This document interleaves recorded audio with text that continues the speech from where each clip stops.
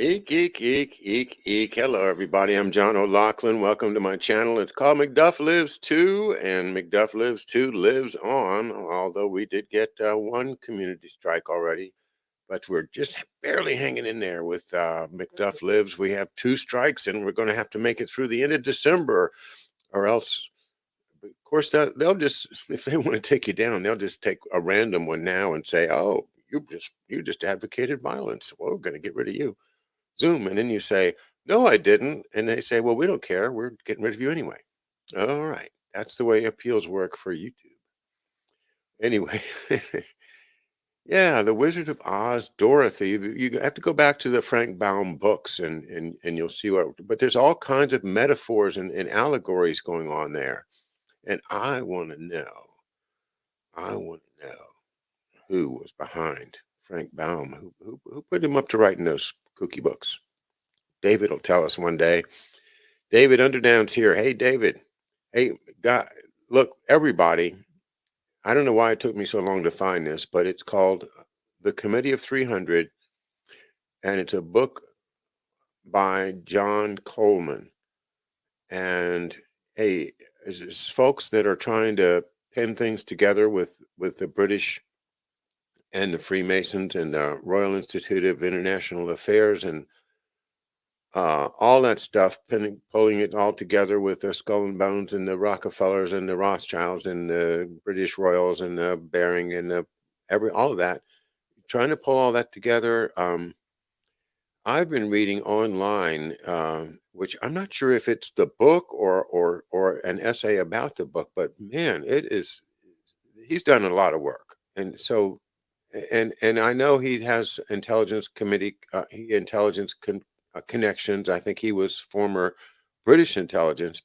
This work I was reading was actually published by the CIA, and it's just like H.G. Wells's Open Conspiracy. They publish it. The thing is that you have to take advantage of it, and so this is a great key for you, David, in particular, because I know that the names in there are going to ring bells right away for you, looking into those connections that you're already so deep into, and then take what you've already done and look at this stuff and see, maybe there's a bunch of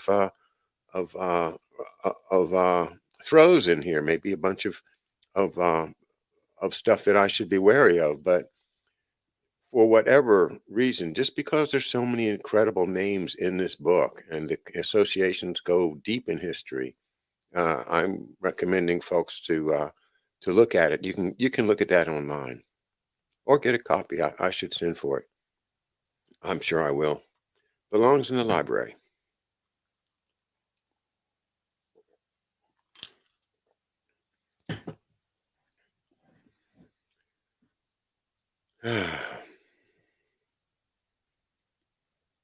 And the answer to everything is opium. By the way, as George is always saying, the answer to the test. The answer to the test is going to be opium.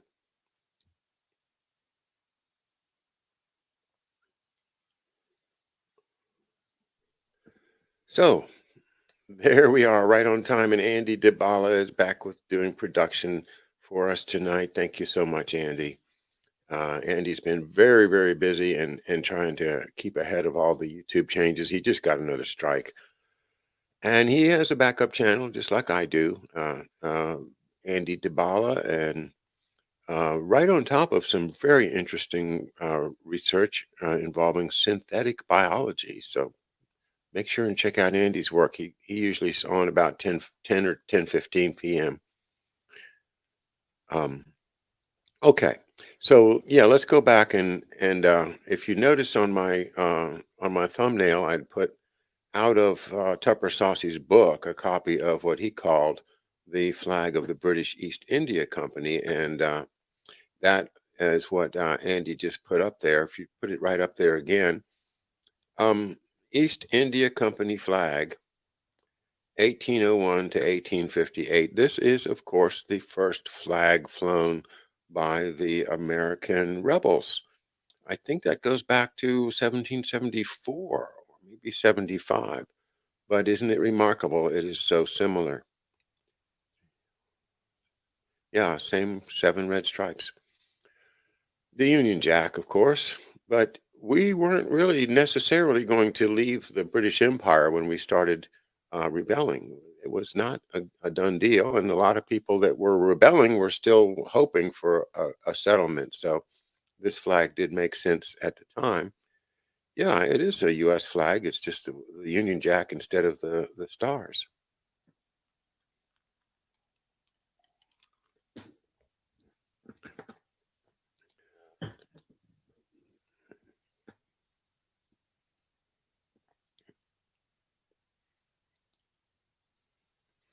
All right, now we go back to Rome for the beginning of chapter 19, and remember that Castel Sant'Angelo, and that's a place that Andy might want to put an image of up in Rome, is a very famous, awesome place. I've not been able to visit it myself, but it features in all kinds of historical dramas, and in the opera Tosca. Uh, it ends at the top of Castel Sant'Angelo, and the heroine. With MailChimp? Oops. The heroine in the opera throws herself off the top of the castle at the end of the opera. I've been in that opera, so it just has a number of meanings to me to think of Castel Sant'Angelo. We've heard it described already in the book. It has a tunnel, a secret tunnel that you can get right into the Vatican Palace and see the Pope. So it's not that bad of a place to be imprisoned. Nevertheless, on November 19th, 1775, officials at Castel Sant'Angelo were presented with the following deposition given under oath and signed by Lorenzo Ricci. Quote, the Society of Jesus that is dissolved offered no reason or pretext whatsoever for its dissolution. Unquote. This, Ricci's last official statement, is a masterpiece of mental reservation, for indeed the society had not offered a pretext or reason for its dissolution, and indeed Lorenzo Ricci had not furnished a pretext or reason for his incarceration. The Jesuits had been dissolved and Ricci imprisoned for no offered reasons whatsoever. Ergo, their dissolution for all eternity was null and void. Outcome would prove this fact. The Society of Jesus would be officially restored in 1814. Since the disestablishment was a nullity from the beginning, it must follow that the Jesuits were still technically alive as the world's largest clandestine milice du Christ, Army of Christ.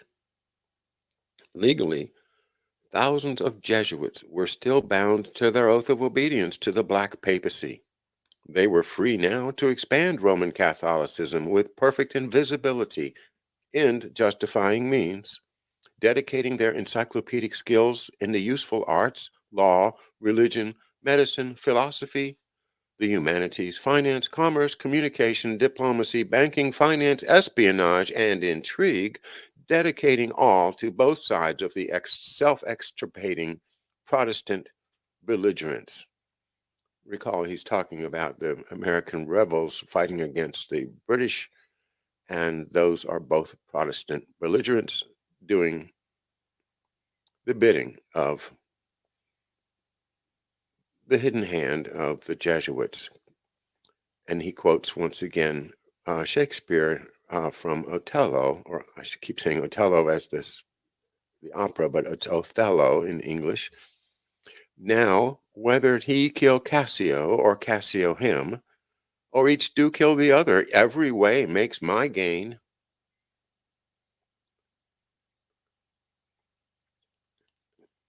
And I've often said that's. I remember in the backyard with kids, being kids, and they were some pushing and shoving going on, and my mother said, "Never listen to somebody that says let's you and him go fight." I must have been 6 or 7. That's good advice. Countries should follow that. If the Society of Jesus could conquer though believed dead, could not its superior general do the same when Lorenzo Ricci died, quote unquote, in his cell at Castel Sant'Angelo on November 24th, 1775? What if his, quote, death was no more physical than the supposed disestablishment of his army?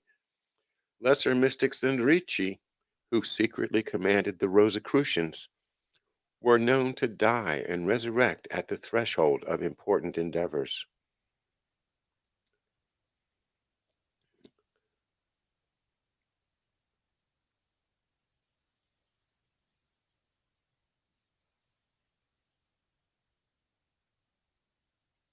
According to material available, the Supreme Council of the Fraternity of the Rose Cross, the Rosicrucians, was composed of a certain number of individuals who had died what is known as, quote, the philosophic death, unquote.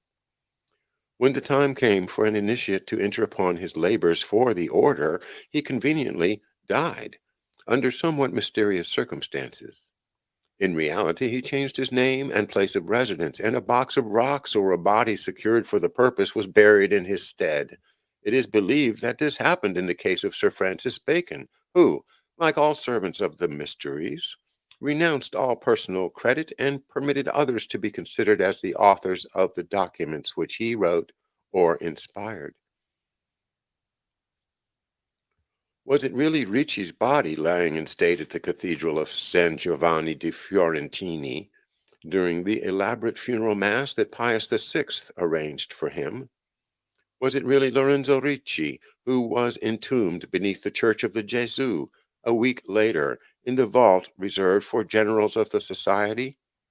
Or was it a wax effigy sculpted by artisans upon a corpse of Ricci's dimensions under the direction of John Carroll's collaborator, man about Rome, and art agent extraordinaire, Francis Thorpe? Of course, Lorenzo Ricci would have covered his tracks in sublimely Sun Tzu fashion, so we can never be sure. But is it not consistent with his authority, resources, motives, and modus operandi, as well as the verifiable outcome of American independence, that the general would feign death at precisely this opportunity and sail to America in order to conduct his orchestrations personally?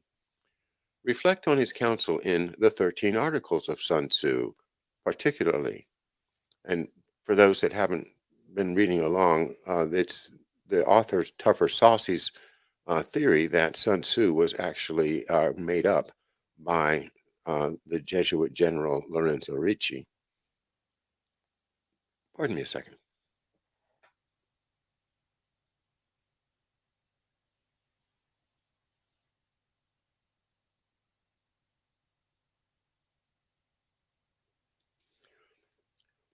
It was nice to hear from a member of the Ricci family in America who have the amazing right of importing Lipizzaner stallions, the incredible, well, war horses is what they were bred for, but of course they're these beautiful, huge uh, um, horses that I just, you see them in parades and things. If you remember from, I don't know, I guess it was maybe a Disney show or something. I remember, but anyway, the Ricci family being a noble family from ancient times in Italy.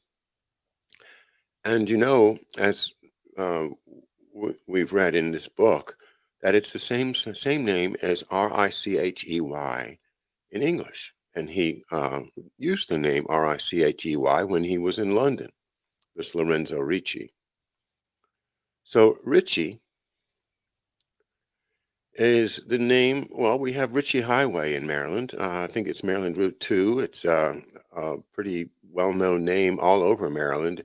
And Fort Ritchie is a very significant place for training. And the name Ritchie, then, being here in Maryland, implies that Maryland, of course, being the home of the Jesuits in America, that, yeah, maybe somebody that turned up to be a Ricchey here in America, or even right here in Maryland, was Lorenzo Ricci. Who knows?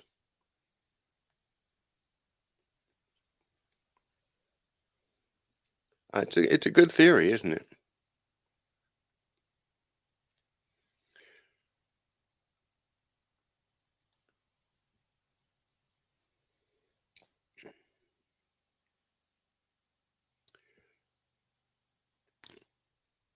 The great art of a general is to arrange for the enemy never to know the place where he will have to fight, and to carefully withhold from him knowledge of which posts he must guard.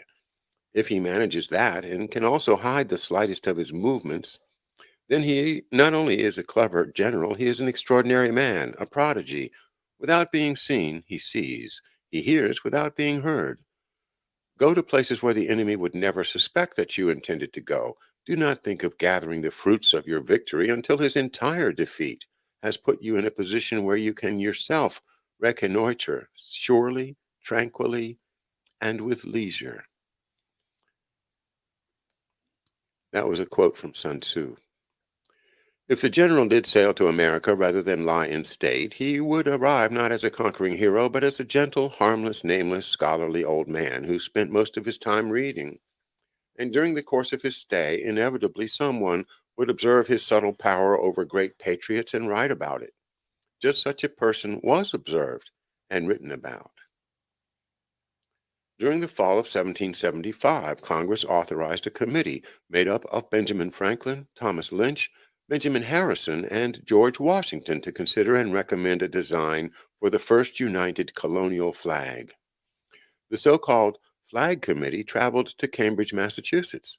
There, according to the only known account of the proceedings given in Robert Allen Campbell's book Our Flag, printed Chicago 1890, which Chicago, let's put an asterisk, okay? Asterisk for the interesting connections of Chicago. The committee mysteriously shared its authority with a total stranger. This stranger was an elderly European transient known only as the Professor. He had arrived from parts unknown at summer's end. Parentheses, the prisoner of Castel Sant'Angelo had not been publicly seen in 2 years. Ample time to manage Browski's election to the papacy, relax, pack important things, die the philosopher's death, and take a 3 months voyage to Boston. Since his arrival, the professor had occupied a guest room in a private Cambridge home whose hostess, quote, one of his earnest and intelligent disciples, would remember him in her diary, cited in Campbell's book, as, quote, a quiet and very interesting member of the family, unquote. What the hostess records about the professor matches remarkably what is known about the character of Lorenzo Ricci. For example, the professor is perceived to be, quote, more than 70 years of age. Lorenzo Ricci was 72. The professor spoke many languages fluently, displayed an encyclopedic knowledge of history, and was, quote, seemingly at home upon any and every topic coming up in conversation. We might expect the very same of Lorenzo Ricci, a distinguished professor of literature, philosophy, and theology at the Roman College, and a well-established confidant of Europe's leading intellectuals, philosophes, and mystics. The professor kept, quote, locked away in a large, old-fashioned, cubically shaped, iron-bound, heavy oaken chest a number of very rare old books and ancient manuscripts, which he spent much of his time deciphering, translating, or rewriting.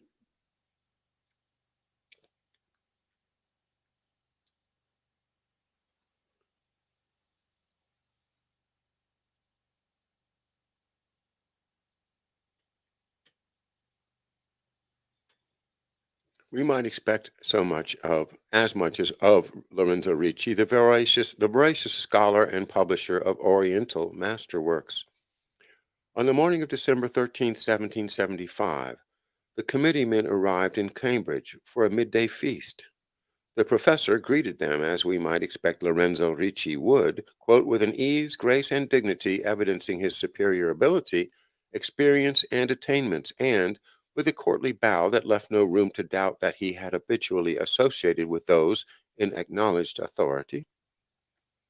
When Benjamin Franklin was presented to him, the hostess watched the patriarchal doctor lock hands with the patriarchal professor, and, quote, as fingers closed upon fingers, their eyes also met, and there was an instantaneous, a very apparent, and mutually gratified recognition.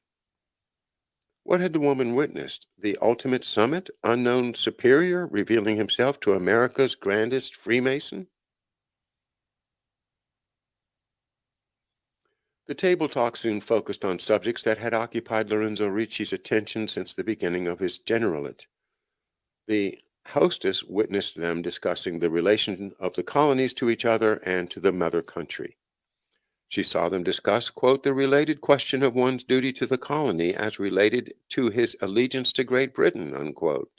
She saw the professor take a noticeable, though not at all an obtrusive, part in the conversation, himself possessed of a wonderful fund of varied and accurate information concerning the colonies, an understanding of their progress, condition, and needs, and a familiarity with the principles and operations of British and European statesmanship. Wouldn't we expect as much from the superior general of the world's best intelligence agency? Pardon me.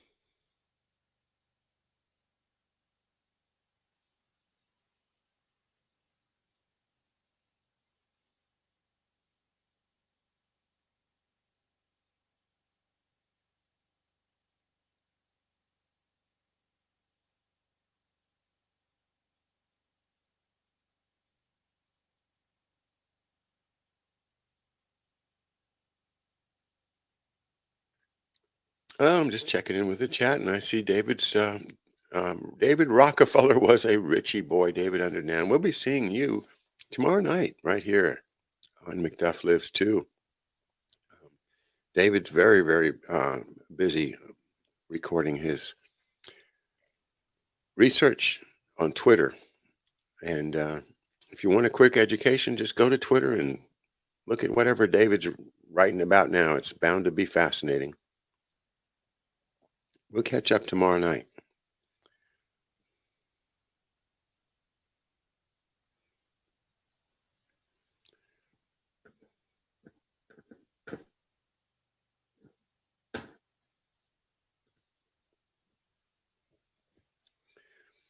After lunch, General Washington and the committeemen held a, quote, brief undertone conversation. Then Dr. Franklin rose and stated, quote, as the chairman of this committee, speaking for my associates, with their consent and with the approval of General Washington, I respectfully invite the professor to meet with the committee as one of its members. And we, each one, personally and urgently request him to accept the responsibility and to give us and the American colonies the benefit of his counsel, unquote. Taking the floor, the professor accepted the responsibility. Then, startlingly, he proposed that his disciple, the hostess, be placed on the committee because she is our hostess, because she is a woman, and because, above all, because she is a superior woman. The committee considered this an innovation, and yet the Jesuits had been employing female coadjutors for centuries. The proposal was immediately and unanimously adopted. Luncheon was adjourned. The committee would reconvene at 7 in the evening in the guest chamber usually occupied by the professor, unquote. Franklin and the professor spent the afternoon together walking about Cambridge. When they returned, the hostess noted that both of them wore the relieved and confident look of earnest and determined men who had, in a satisfactory way, solved a perplexing problem, and of victors who had successfully mastered a difficult and dangerous situation. At the evening session, Franklin turned the meeting over to his newfound and abundantly honored friend, quote unquote. The subject was a flag. Addressing the committee as Comrade Americans, the professor explained that since the colonies were still dependent upon Great Britain, quote, we are not expected to design or recommend a flag which will represent a new government or an independent nation, but instead one, quote, that will testify our present loyalty as English subjects, a flag that was, quote, already in use, a flag that had been recognized by the British government for half a century, a flag having a field of alternate horizontal red and white stripes, with the Grand Union flag of Great Britain in the upper left corner. I'll refer, he said, to the flag of the East India Company. To hide the fact that Americans would be fighting under the private flag of an international mercantile corporation controlled by Jesuits, the professor provided a plausible cover whereby the flag could be explained to the masses. Quote, the Union flag of the mother country is retained as the Union, that is the upper left corner of our new flag, to announce that the colonies are loyal to the just and legitimate sovereignty of the British government. The 13 stripes will at once be understood to represent the 13 colonies. Their equal width will type the rank, rights, and responsibilities of the colonies. The union of the stripes in the field of our flag will announce the unity of interests and the cooperative union of efforts which the colonies recognize and put forth in their common cause. The white stripes will signify that we consider our demands just and reasonable, and that we will seek to secure our rights through peaceable, intelligent, and statesmanlike means, if they prove at all possible. And the red stripes at the top and bottom of our flag will declare that first and last and always we have the determination, the enthusiasm, and the power to use force whenever we deem force necessary. The alternation of the red and white stripes will suggest that our reasons for all demands will be intelligent and forcible, and that our force in securing our rights will be just and reasonable. Unquote. The professor reminded the committee that the masses of the people and a large majority of the leaders of public opinion desire a removal of grievances and a rectification of wrongs through a fuller recognition of their rights as British subjects. And few of them desire, and very few of them expect at this time, any complete severance of their present political and dependent relations with the English government. That severance would occur, quote, before the sun is in its next summer's strength, indicating that the professor foreknew, as Lorenzo Ricci would have foreknown, a July Declaration of Independence. At that time, the East India Company flag could be easily modified by replacing the Union Jack with stars against a blue background, quote, to make it announce and represent the new and independent nation. Washington and Franklin lavished the professor's idea with especial approval and unstinted praise. The committee formally and unanimously adopted the East India Company's banner, known as the 13 Stripes, as, quote, the general flag and recognized standard of the colonial army and navy. Just before midnight, they adjourned.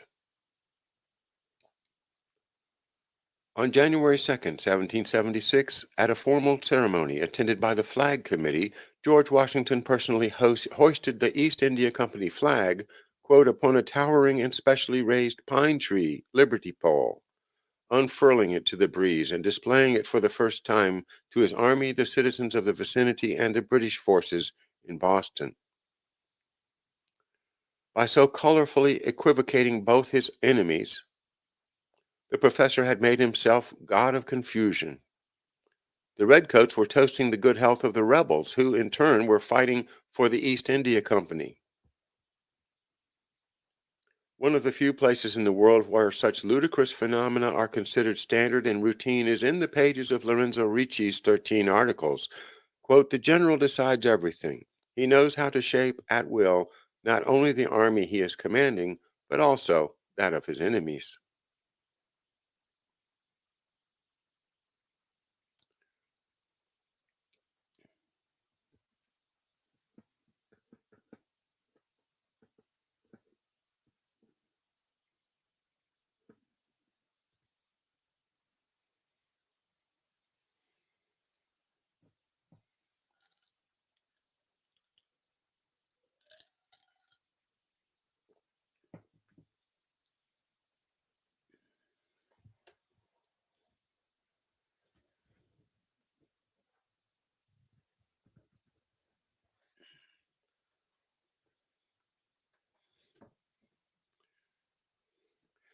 So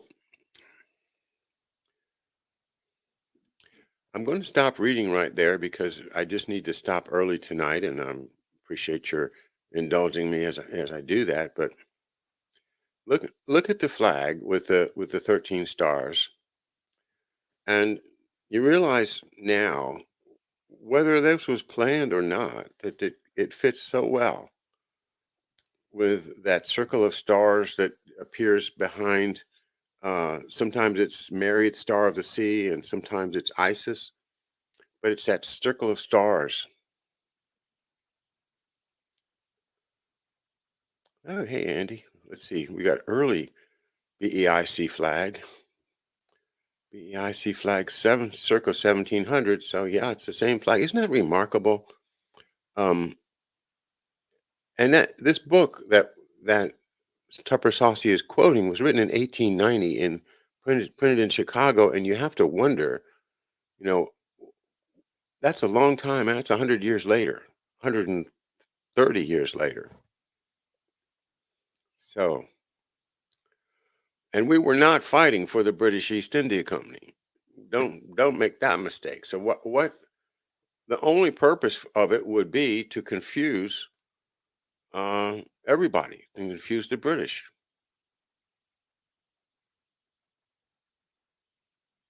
Hmm.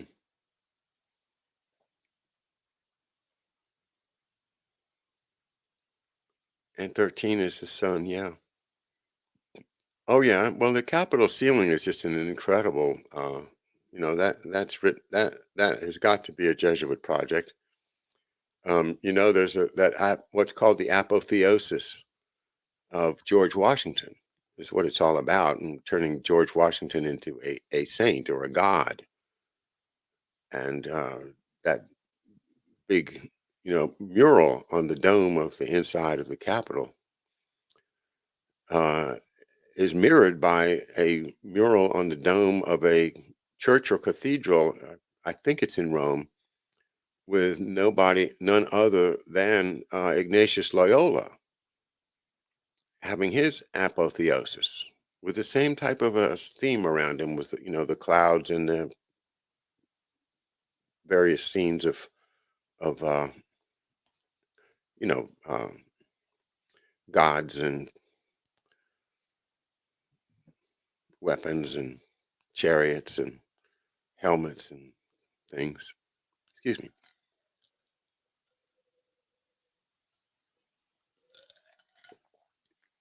Yes, Corky. It's the mural idea, and don't you think all this is it's enlightening to me to think that so much of art is political that I never knew it was political, but now we do.